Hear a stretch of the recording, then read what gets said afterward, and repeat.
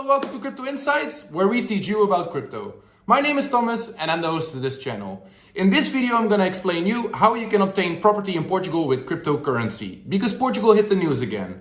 A property in Braga, which is the north of Portugal, was sold for 3 bitcoins. So in this video, I'll explain you how you go through this process and how you can buy property in Portugal with cryptocurrency. So with that said, let's jump into this week's video.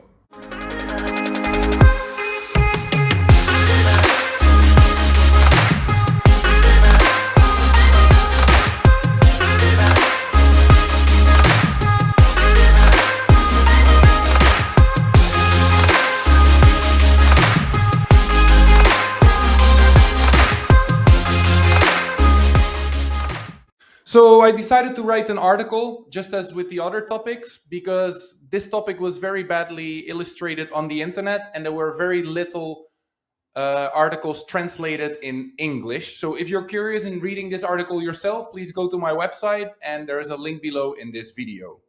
So now it is possible to buy real estate with crypto in Portugal. With the new regulation, as of April, it became possible to do real estate transactions with cryptocurrencies. The Portuguese authorities are treating this as a barter business. That is where goods are exchanged for cryptocurrencies. A barter business is a cashless exchange system where two parties trade goods or services directly without money entering the conversation. In Portugal, crypto is not considered a currency as it's not regulated. So for example, I might be selling a bike and I'm interested in buying a painting. So if I trade this bike for that painting, and obviously the seller of the painting agrees to it, this is a transaction where I give my bike, he gives the painting, and that is the end of the transaction. There is no money involved. That is called a barter business. So how does it practically work? Hi, sorry to disturb you. I wanted to let you know that this video is sponsored by highcom. Highcom is a CeFi platform where you can lend out your cryptos and receive interest in return. I guess now it's a good time for your cryptos to earn a passive income for you. So what you have to do, go to highcom or download the app and use cryptoinsights as referral code. Now let's get back into the video. So how does it practically work? First, you have to agree on the price and the type of cryptocurrencies. So you might be paying it fully in Bitcoin, you might be paying it in Cardano and Bitcoin. This is something that you have to agree on. The risk on the volatility is with the seller because the price is set in crypto and not in euro. So you cannot really align in euro. You really have to set the price because it's a pre-contract that you have to write in Portugal. You have to set up a pre-contract with the conditions of the cryptocurrency. So you might sell a property for 2 Bitcoin and 5 Ethereum, for example. You have to also present the proof of purchase of cryptocurrencies. This is obligated by law. So this is a difficult question.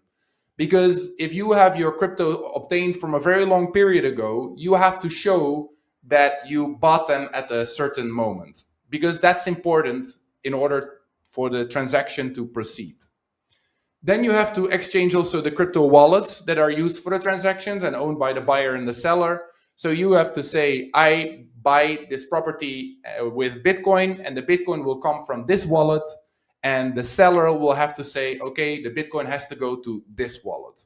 Again, I say Bitcoin, but it can be any cryptocurrency. Then you also have to agree on the date where the transaction takes place. Then there's also an exception.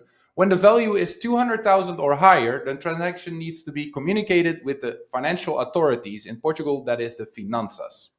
It will also be necessary to compare the value of cryptocurrencies at the date of the promising contract, so the pre-contract, as I mentioned, versus the actual transaction date. It is upon the financial authorities to decide whether they would like to request you to prove the origins of the cryptocurrencies.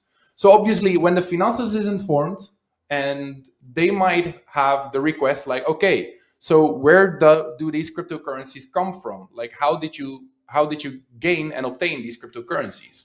So this means that you will need to show the split of what you bought and what is considered capital gains.